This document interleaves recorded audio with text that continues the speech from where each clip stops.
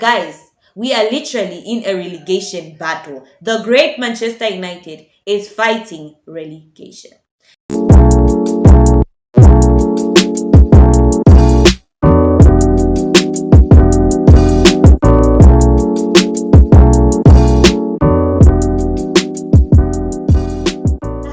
Back to my YouTube channel, Football with Priscilla. I'm Priscilla. Obviously, so hi guys, welcome back to my YouTube channel. And ladies and gentlemen, today I just want us to talk about the Manchester United versus Tottenham game, which we're just from watching a few hours ago.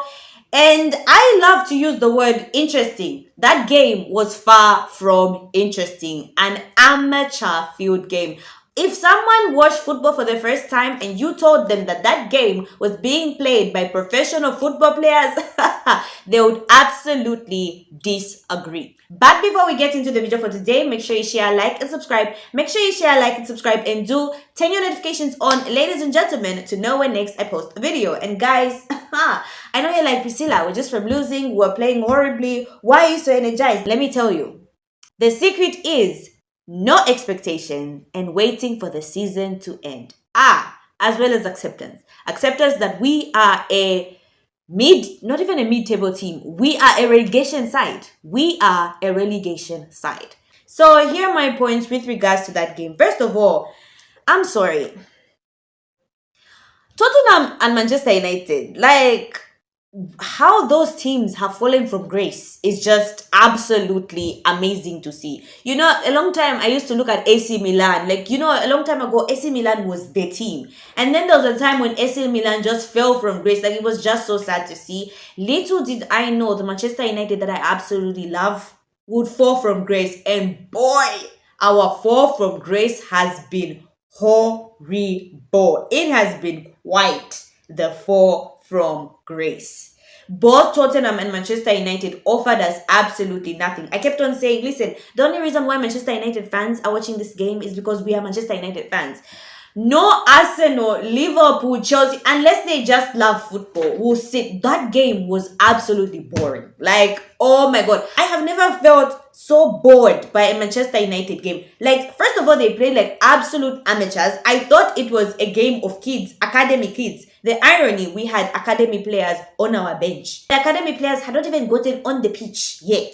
Yet the professional football players, our first team, played absolutely horrible. You'd think it is a team of school teams are facing each other and like they're having an international schools or something, because you honestly cannot convince me those are two teams in the Premier League fighting for points in the Premier League and are both in the relegation zone. No one can convince me that, because that was absolutely horrible. That game was horrible, and what a waste of 93 minutes. Oh my gosh. Like, the next point I want us to talk about, ladies and gentlemen, which I think is the most important point. How do we have those players as our forward players? Garnacho. Clean through. All you have to do is be composed and shoot on target. And it's a goal. Missed the chance. Zexi. Oh my gosh. For whatever reason, people, I've been seeing a lot of Zexi hype. Cool.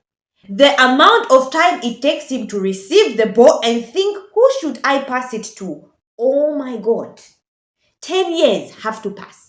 Zexi is so slow when it comes to thinking. This is the Premier League, a high intense league. You don't have time to think. And maybe he's still adapting. Maybe we should give him some more time. But if he takes his time to think, oh my God. Rasmus Højlund. I'm a huge Rasmus fan. And listen, I am biased against Rasmus. I'm not ashamed to say it. I am biased. But if Rasmus is not being given any service, Rasmus is as good as the Avatar. He vanishes. Like, he will just disappear when you need him most. We'll call him Rasmus the Avatar because he was just disappearing. He's not found in the 18-yard area where he's supposed to. His link-up play has all of a sudden gone down. He can't even shoot anymore. It's like someone got the confidence that Rasmus had and just stripped it off him, and he absolutely lost his power. Reference to the Avatar. You guys remember when the last episode when the Avatar was facing the Fire Lord? I know, listen guys, Manchester United lost. Let's make ourselves happy, okay?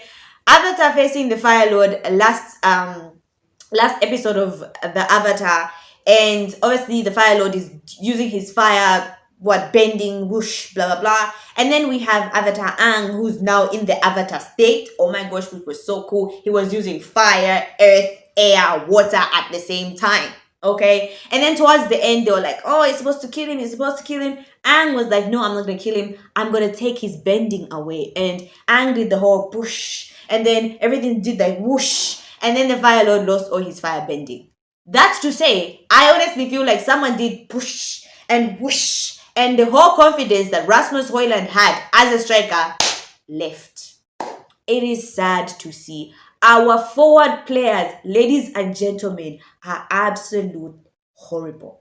Like now, like the whole time, I was like, what was Eric Ten Hag thinking? Like, okay, for everything, for most, like, we football fans have watched soccer for a long period of time, and we tend to think we know more than we know. I remember watching ESPN, Craig Burley, who obviously a lot of people don't like his opinions, and I don't like them too. But when you look past your biases and you look past him saying the truth about your team, you actually believe what he said. Craig Burley said Eric Ten Hag wasn't good for Manchester United. A lot of people attacked Craig Burley. Ladies and gentlemen, what criteria was Eric Ten Hag using to buy Zexi Rasmus Højlund? Was the criteria that Manchester United were not giving him enough money, so he had to buy the next best thing, or not even the next best thing, or he just looked at Rasmus in whatever league Rasmus was playing in, and Xerxes was like, yes, this is exactly what Manchester United need. Two players that are absolutely clueless. I don't want to be harsh. I do not mean to be harsh. I mean this with the utmost respect. But oh my gosh, our forward players are killing it. They could not shoot on target for the life of me. And you know what's so sad is Harry Maguire, Delit, Mazarawi, Dorgu, I don't know if it's Dorgu, really tried to give stability to that back line. They kept to a large extent they did manage to keep Huminson quiet, and also try to defend best as they could, considering the fact that they were playing with against pacey players.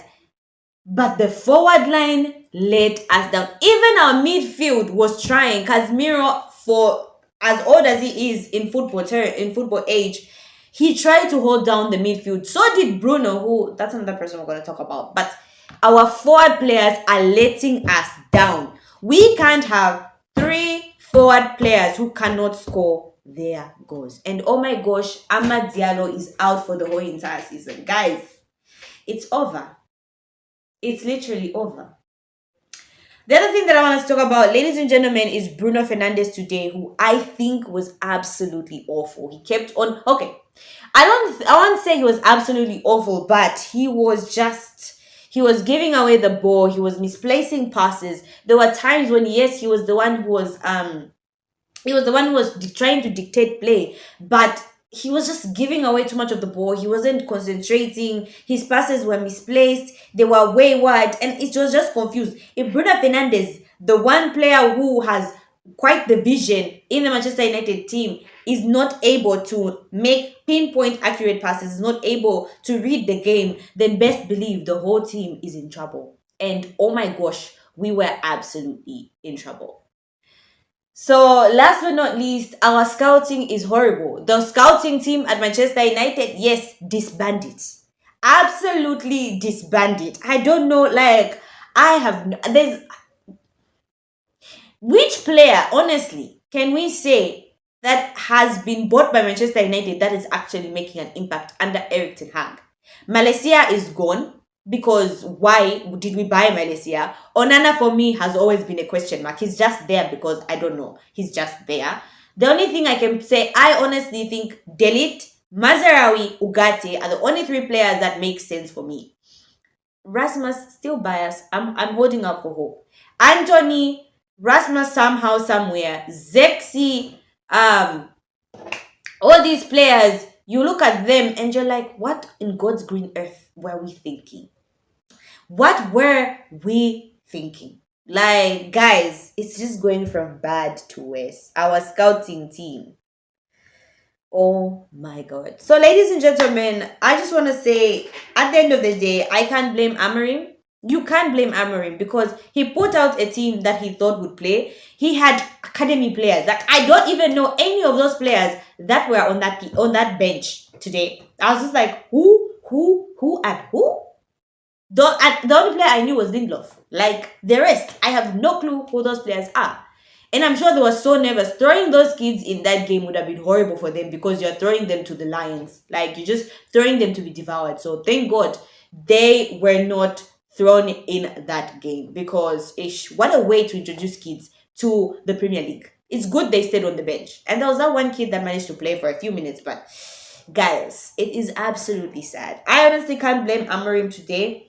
I think he gave them the tactics. I think he told them what they were supposed to do. And then when they started playing that game, they lost it. There was no system. There was no style of play. Manchester United just forgot the game plan and it was just freestyle. They were playing freestyle football. So ladies and gentlemen, Tottenham sit 12th on the Premier League table. Manchester United sit 15th with 29 points. I don't know who the last team is. I need to check. But the last team has, I think, 7 points. So we are not far off from relegation. And for those people who've been in denial, like, oh, no, guys, we are literally in a relegation battle. The great Manchester United is fighting relegation. So yeah, so that's what I had for you guys today. Thank you so much, guys, for watching. I think we need to pray. I just think we need to pray. That's where we've reached. Let's pray for Manchester United. So yeah, so that's what I have for you guys today. Do comment down in the comment section. Do you honestly, first of all, do you guys think we're going to survive? I do think we're going to survive. We're not going to get relegated. But do you think we're going to go lower than 15? Like, do you honestly think there's a world in which Manchester United finish this season 17th, 18th, 19th, or even 20? I would love to hear all your thoughts. So that's all I had for you guys today. Thank you so much, guys, for watching. Make sure you share, like, and subscribe. Make sure you share, like, and subscribe. And do turn your notifications on, ladies and gentlemen, to know when next I post a video. Bye, guys.